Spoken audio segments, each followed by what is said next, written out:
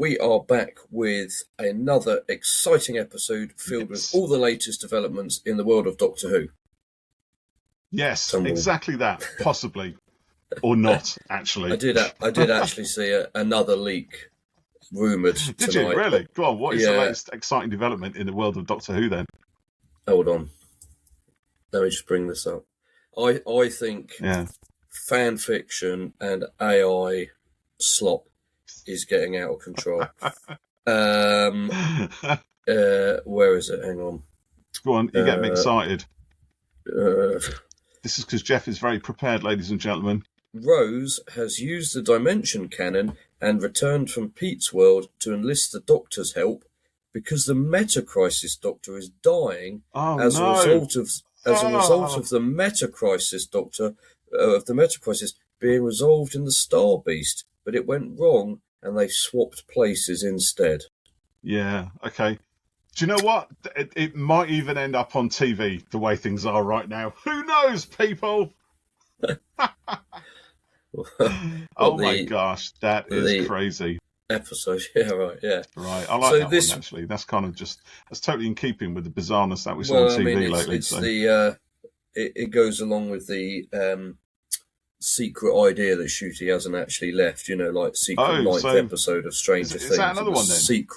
Secret Game of Thrones episode, when people don't like it, they think that, there's another one. There's another one. There's one that I do like somewhere. Yeah. Knocking around. No, that's it, folks. What you see is what you get. There's nothing else. Yeah. So this week we thought we'd have a look at favourite Doctor Who moments. I was actually thinking more favourite moment from a Doctor. Moment. I see what you've written here, Paul, which is why you've written a load of moments, and I haven't really done any. So you wrote, what are the standout scenes? This is why we prepare for these podcasts. Like you wouldn't believe, ladies and gentlemen, there's so much thought goes into these. Actually, to be fair, there is a lot of thought that goes into these. Just that time often works against us. So we're recording this at literally 3:00 in the morning. We've both had shitty days. We're both very tired, both very crabby, and we might even fight each other by the time this podcast is done. But we're still mates, really, aren't we, Jeff? Hey, are we? Yeah, we are. Yeah. Phew, that's a relief. So Paul's written, what are the standout scenes, quotes, speeches, and monster horrors? Well, yeah, there's a good horrors. One of that. I did do that. Do you know what? I was kind of thinking of favourite moments. I mean, I do remember one of my most favourite moment. It's a moment that I will never be able to recapture because it's a one-time only thing, and it completely depends upon you not knowing that the Cybermen are actually the big bads of Earthshock. Because I remember that first episode when I was there, but a young nipper way back up north when I was a northerner, and I just watched that episode and I loved it anyway. The story was fast paced. It was very gruesome as people died in horrible, grisly deaths. Someone even got, someone's remains got stepped on, and the only reason he knew it was their remains is because he saw their badge floating in a pile of gloop. Typically Eric Sayward nastiness, which actually might have been in one of the later episodes, but nonetheless, right at the end of this gruesome episode, at which I was 100% completely hypnotized, it revealed the Cybermen were in control of everything, and it was like, oh my goodness, I can't even find. I don't have the vocabulary. He's lost the ability to talk. He's so excited. Awesome and brilliant that moment was. I mean, and at the end of it, Adric died as well. So that in itself, to be honest, the whole of Earthshock, from its opening credit sequence to the silent credits at the end of episode 4, is something. But peak within that, 100% peak, is the cliffhanger to the end of episode 1. Just unbelievable. If you were there, you know it. If you weren't there, I feel sorry for you. Yeah, that's a good moment. That's back in the days before the internet, before spoilers, and and it. I would put in there the reveal of the Daleks in crikey, what's it called? Army of Ghosts. I remember. That was quite exciting when it was in the Void machine the capsule thing, and a Dalek came out. They played it all as Cybermen, And then, they didn't know what was in this thing, and then it opened, and the three Daleks came out, I think it was. Yeah. And I remember watching that when it went out and thinking, oh my God, this was amazing. Yeah. And, it is still a good cliffhanger, but back then, it's when you don't know what's going to happen, you isn't don't know. That so it was a genuine shock, and the one you've just mentioned would have been as well. And it's very hard, I think, these days to.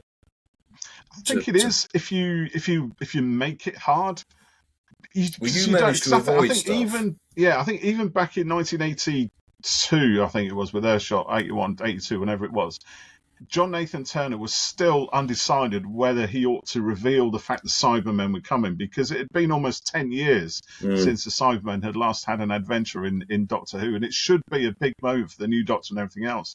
But he resisted that call from the other side of his brain. Because obviously JNT, big showman, everything else, he just wants marketing, advertising, big promotion, loads of people tuning in, because then he gets to keep his job and everything. But he didn't do it. And this has got to be even more difficult now for producers of any TV show not to reveal the big surprise in some way.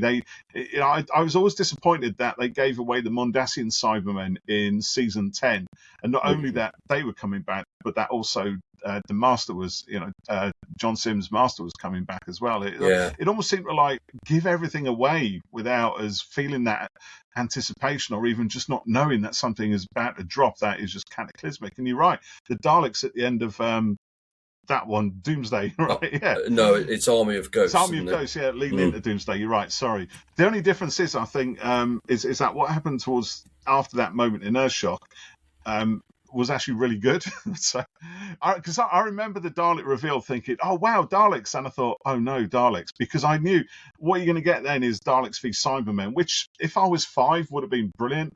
But I just didn't want to see it, and I didn't enjoy it when it did play out, because we had a load of silly jokes. We Cybermen are better than Daleks, whatever the hell, and I thought that just. But the moment itself, you're right. It was good.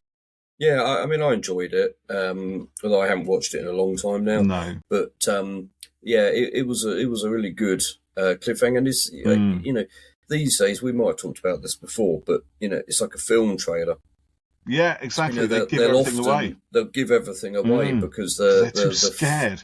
They are. The fear is that people won't go watch something if if they sort of don't know what they're getting. You go pay your money. You kind of want to know that you're gonna have a good time and stuff. And I've been really impressed that Marvel, for example, on trailers, some of their recent films haven't given it all away. They didn't show the Sentry properly in the Thunderbolts trailers. They didn't show Wolverine's mask.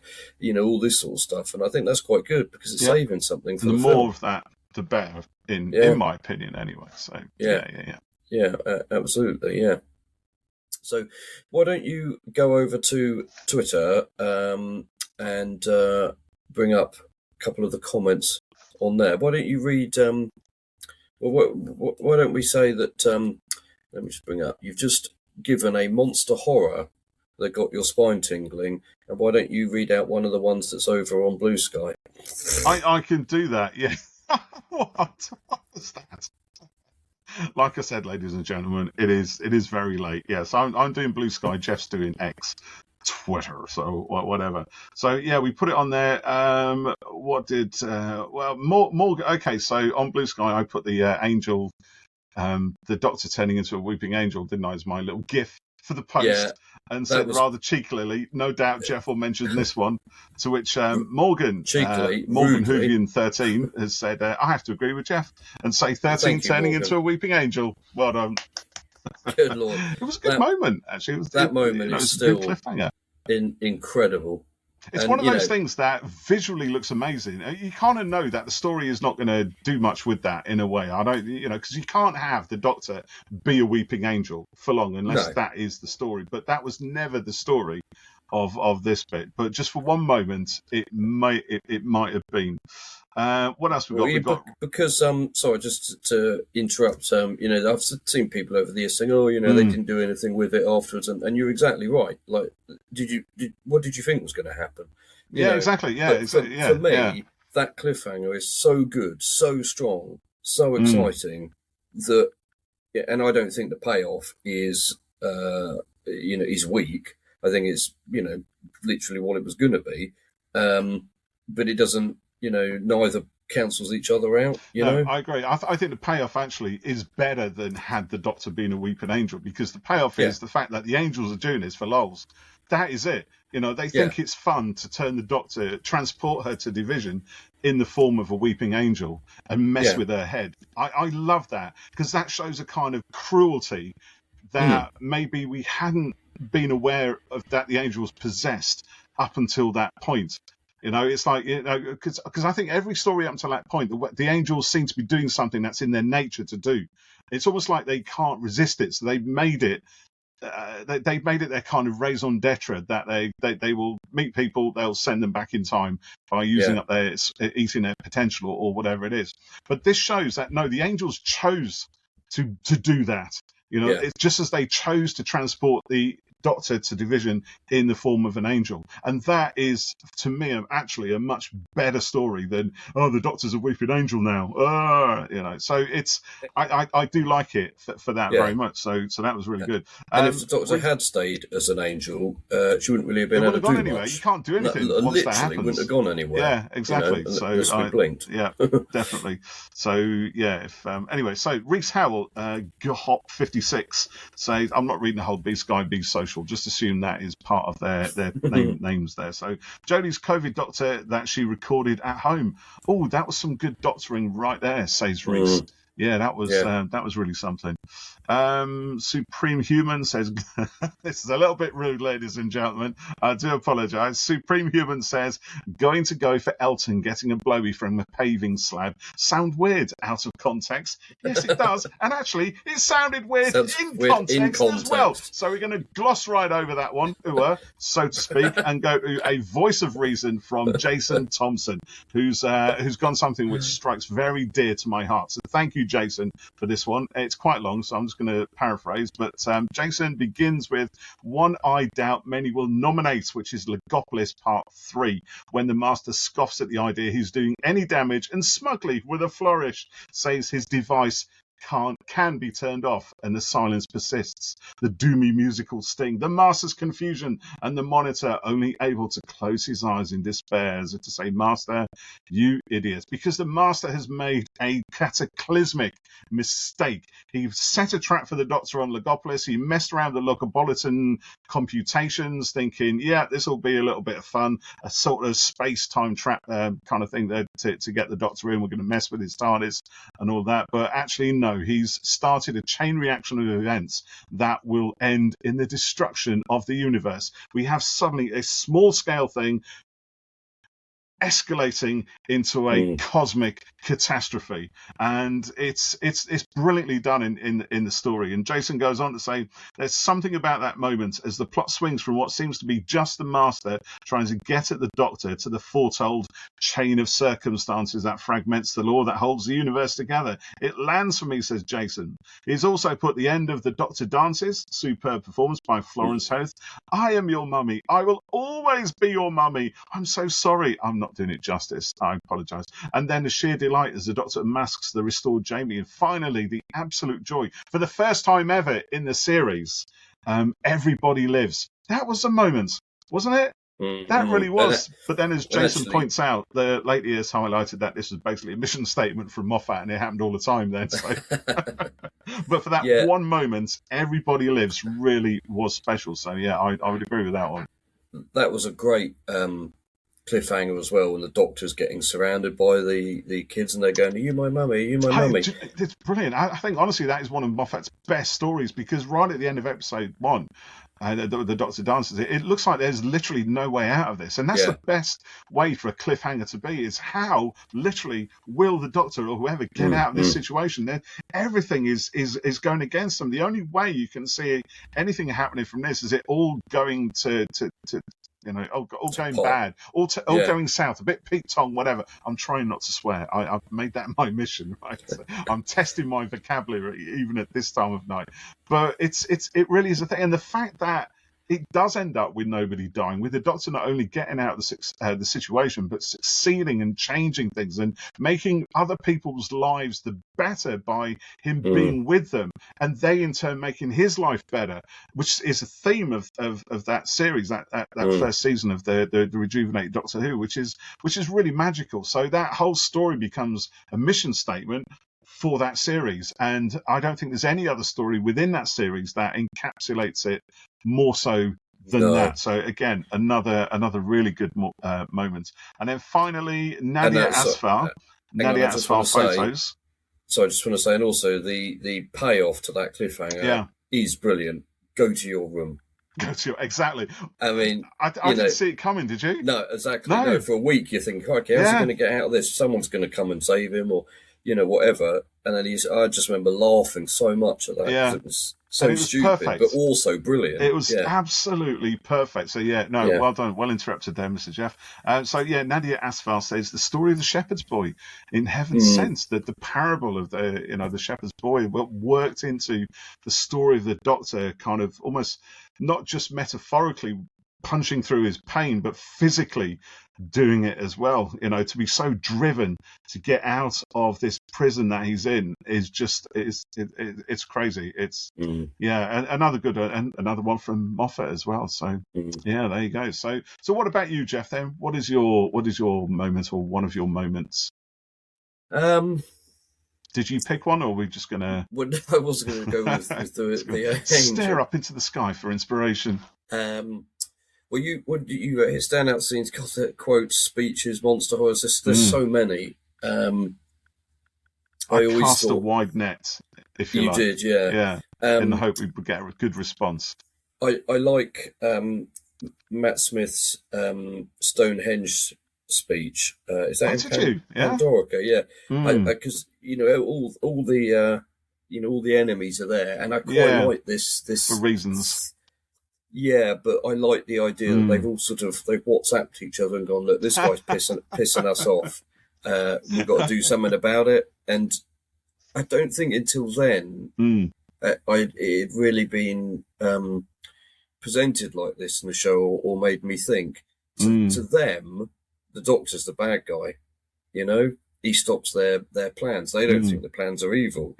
So it sort of turned it a little bit, and it's a great speech, and it's really nicely shot. He's standing on that stone, and the camera's looking up at him, and you've got all the ships in the sky above him, and it's a moment where other people you'd think, you're a bit stuffed here, aren't you? But with the Doctor, you think, okay, he's still got a shot here, at getting out of it. Yeah, I thought for me, I thought a better version of that was earlier on in the series, in the Time of Angels. Yes, I was also thinking of that. Yeah, that's brilliant. When don't put me in a trap. Yeah. Exactly, the one thing you don't put in a trap is me, or something like that, which I thought was brilliant. That's a superb two-parter. I love it. I think it's my favourite Matt Smith. We haven't really sort of done it on the podcast, have we? Maybe we should have a look at that. I think we should, because we haven't done an 11th Doctor story for ages. No, actually. We haven't. No, we should do a commentary on one of those. So have you got another? Oh, I'll tell you what. Can I share another one of mine, if I may? I do have a lot, but I just wanted to look at. Okay, I'll tell you what I've got. The Caves of Androzani, because it has to come up, right? It's my top story.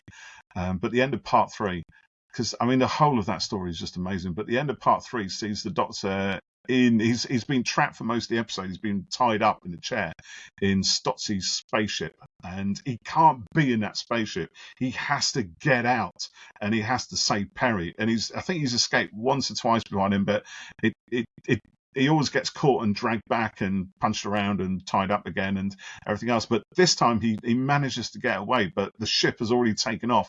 It's going further and further away from Androzani Minor. And Perry is in greater and greater, deeper trouble.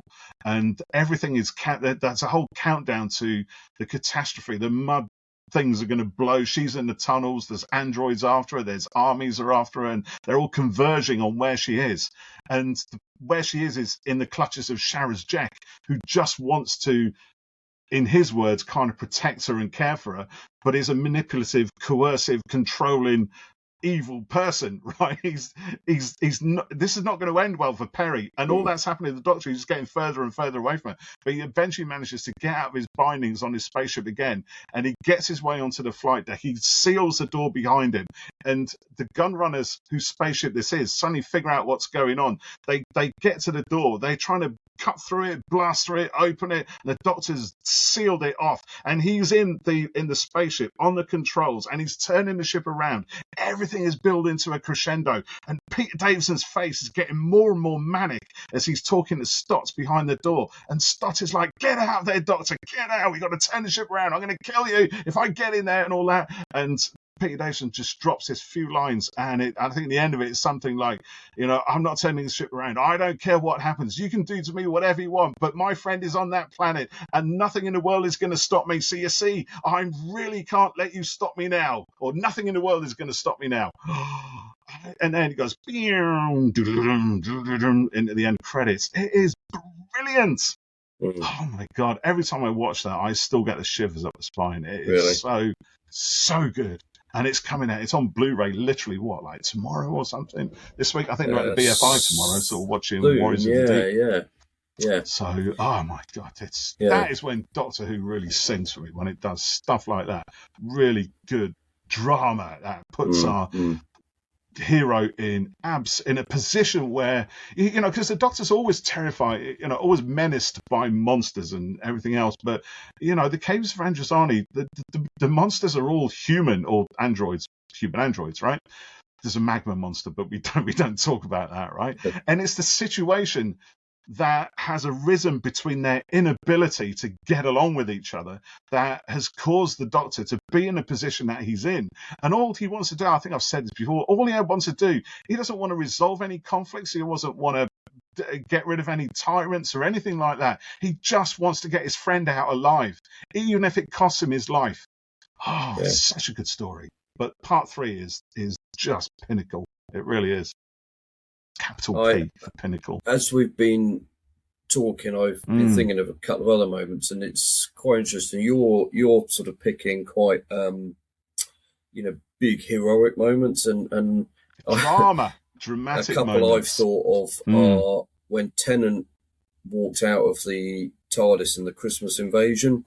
And he took the staff off the Sycorax and he cracked it in half on his knee, and he went, "You can't get the staff." And that's so dumb. That was a good line. But but that moment I was like, "Oh, he's going to be good, this guy. He's the Doctor." And I really liked it. And then later, just also thinking about Capaldi when he nicks Davros's chair and he's spinning around in it with all the Daleks, and they're getting... I didn't like that, though. Did you not? No. But he's playing silly buggers, but he's still got the upper hand on them. Yeah, I don't know. I thought it was... Yeah, I didn't like it on many levels, to be fair, but we don't need to go to that because we're celebrating Who, so... Yeah. I'm not going to take it away from you. You have. One I've mentioned before, when 13 confronts the Daleks, and I can't remember what she says, something about being late, and she gestures and she goes, "I'm not even wearing a watch, just doing it for effect." So even the Daleks, I'm not even wearing a watch. That's it. That's it. Yeah, so that was quite an amusing bit that still gives me a smile today.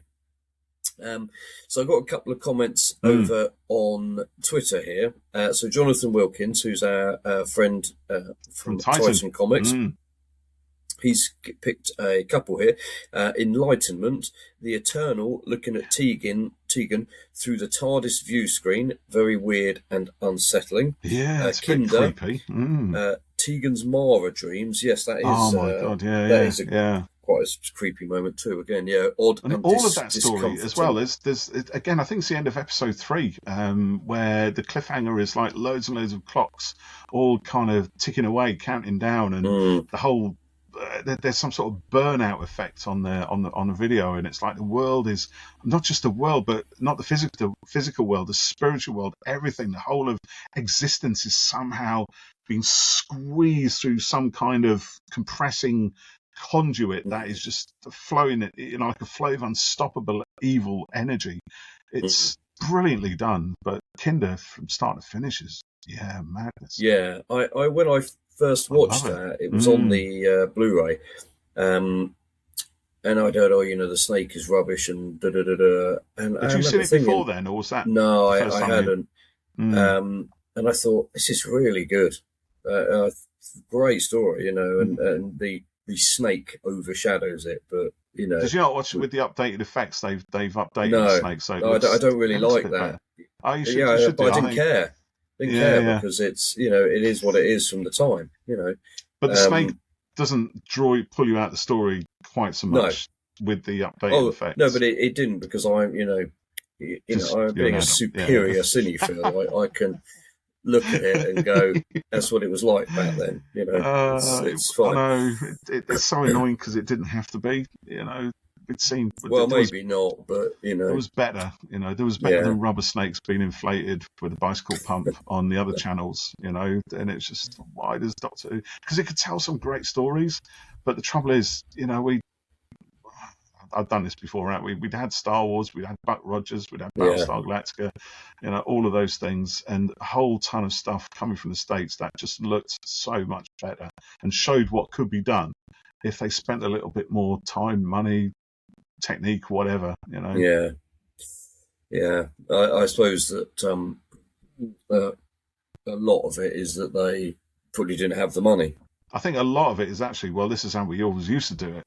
This is how it was done in the 70s. We used this trick and it was done then. And I say about the magma beast in the caves of Androzani. I mean, the director there hated that. He, what's his name? Graham. I can't remember his name now. Graham Harper. That's it. Well done. Who did Doomsday, bizarrely, but he took one look and he's like, I can't film that. He turned the lighting right down. Literally just showed a second or two of it, as little as they needed, just to kind of say it's there, move on, kind of thing. Because it was like it's like the Merca from Warriors Deep. It's like, people are putting energy and effort into the production. Yes, they're against it. They're against time and money and everything else. And just when it seems like it can't get any worse, whoever it is who makes these things turns up with something that looks like it was designed on the back of a fag packet, and it's just not good enough. It wasn't good enough then. You can't imagine them doing something like that now, and they shouldn't have been doing it then either, for whatever reason. So, you can't say that's how it was back then, and they should have done better. Really, I'm sorry to anyone listening who thinks that's not the case. It's entirely just my opinion, but I remember I just couldn't deal with it at the time. I hated all that. It took me well out of the story, and I love the stories. Anyway. Jonathan also says, Planet of the Daleks, the Doctor's speech to the Thals. Fantastic speech in content and execution. And DW Fan 91 says, my favourite moment is the part 4 cliffhanger to Genesis of the Daleks. What's that noise? That was me intaking of breath. Yes. I was just also thinking about which story is it? Is it in Dark Water, where Clara is really angry at the Doctor and the sort of volcano-y thing, and she's throwing the TARDIS keys into the lava. Do you remember that? And Pete and Capaldi are brilliant in that scene. And he says, "Do you think I care for you so little that you doing this would change anything?" Is that what it's in? Is it in Dark Water? Is it? I think so, isn't it? It's the end of their second season. I can't remember. I think I remember the scene you're talking about, but and then we're a really good Doctor Who podcast, aren't we? I can't remember these things. There's a lot of it. She then, at the end of that one, she's stuck in the room with the Cyberman, is it? And she tells it that she's the Doctor, and goes along with that for a bit. And I remember for a week they had the teaser for next week, and cause I'm the Doctor and da da da, and I thought, I wonder what's going on here.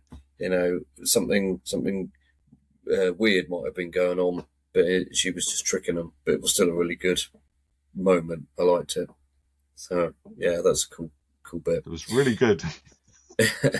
So good. You can't remember it properly, and I can't remember it at all. Look it up. Sorry, mate. I don't mean to be having a go. Can I just share a couple more? Yeah. And I'll just go through these really, really quickly, see if these resonate with anybody. So I've got... it's Dark Water, yeah. Is it? There you go. I do need to watch that one again, actually. Oh, Series 8, sorry, it's not the second series. Yeah, it's the end of Capaldi's first one, isn't it? But I did quite enjoy that story, but I think I've probably only seen it the once. Maybe twice. I must have seen it twice at least, but anyway. I put down the 5 Doctors Cybermen attack. So the 5 Doctors, when a Cybermen attack and the Raston warrior robot comes out.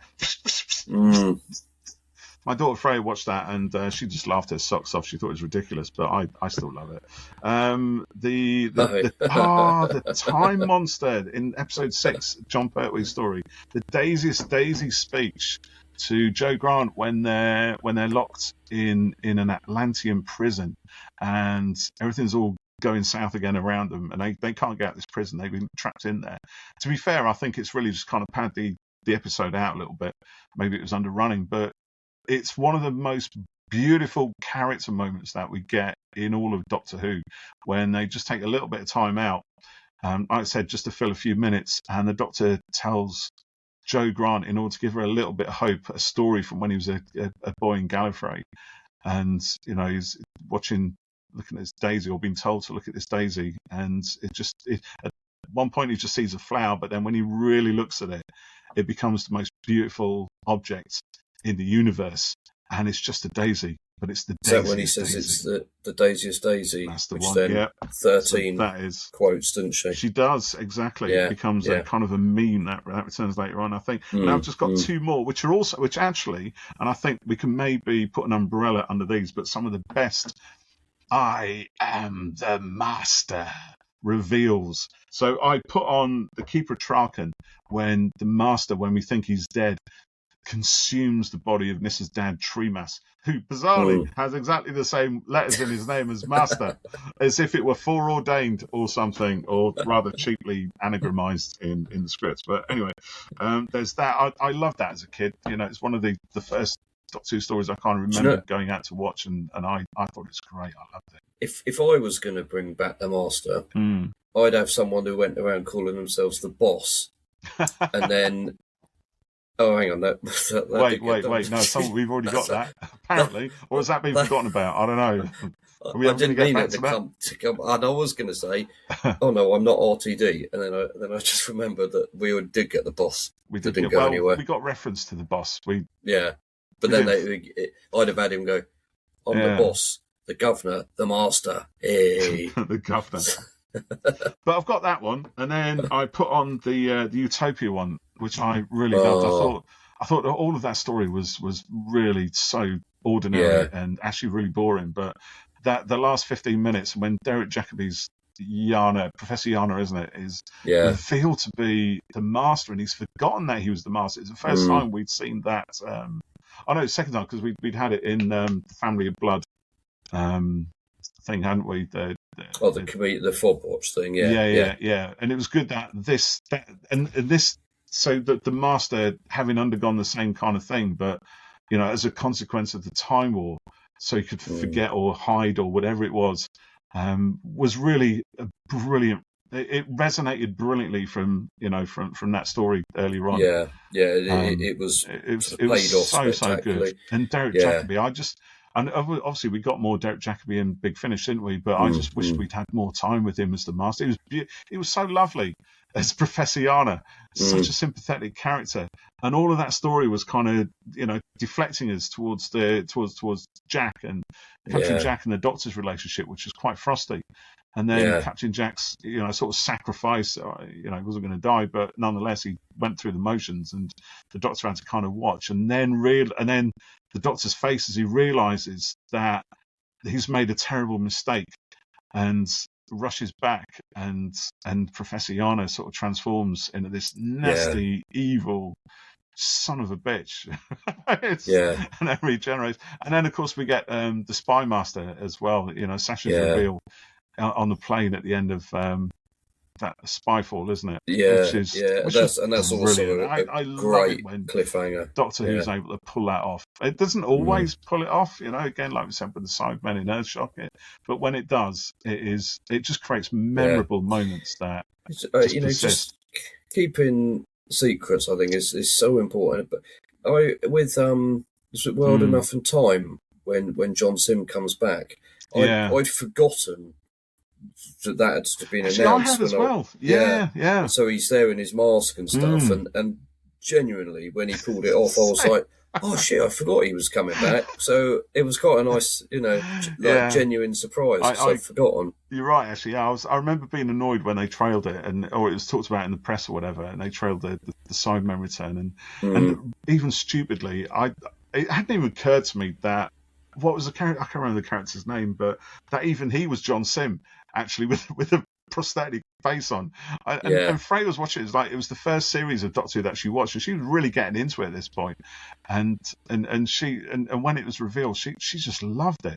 And even though she didn't know who the Master was, I kind of tried to just show her a few things, a few older episodes and stuff, but she hadn't really. I told her about John Sim's Master. I hadn't, you know, just telling her the backstory of Missy and why Missy was who she was and what the Doctor was.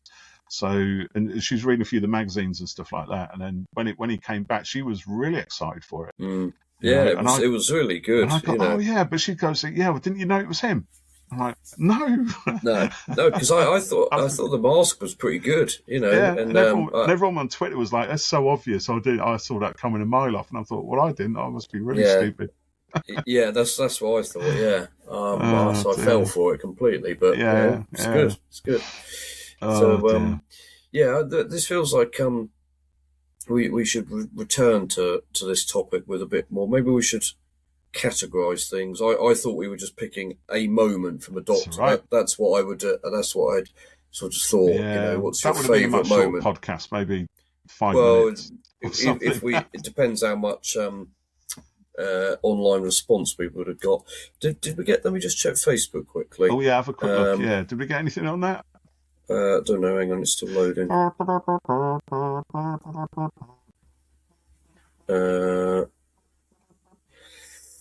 Hold on. That's super annoying. Sorry to anyone who's listening. Did you not? It's rather that, or just listen to you going literally 5 minutes because you haven't prepped. Eleanor says, "Here's a weekend task for me." Sorry, Eleanor, we're recording tonight, so you might well comment over the weekend, and it'll be too late, sadly. We can read it out in our next episode. Yes, we'll do that. Yeah. Right. Was that all the comments on Blue Sky and everything? Yeah, I've closed it down now, so I think that's all. Okay. Yeah. All right. Okay. Do you want to do a quick Time Space Visualiser? We can do. Yes, although I've left what I'm reading downstairs, so I'll do that for next time and think of something else. Okay. Do you want to play the banger? Yeah, I'm looking for it. It's getting late, Jeff. You can't expect me to be firing on all cylinders at the best of times, let alone at this time of night. Oh, there we go. The Time Space Visualiser.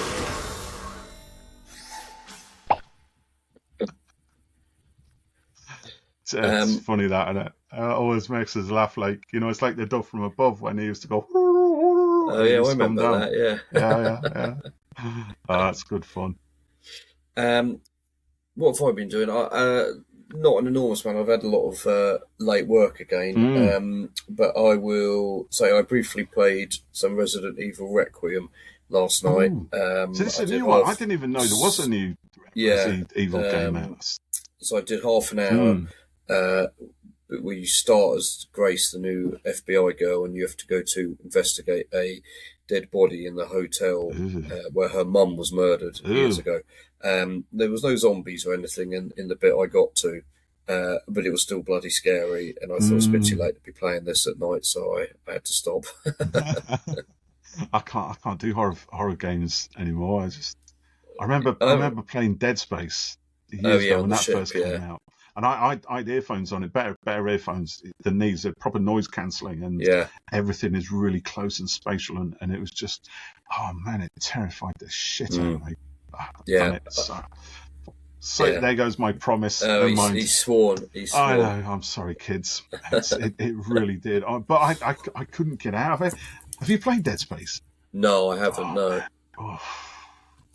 It's just brilliant, but it's terrifying. So the Requiem, is it kind of like that? Is it obviously not without the space element? It's on Earth.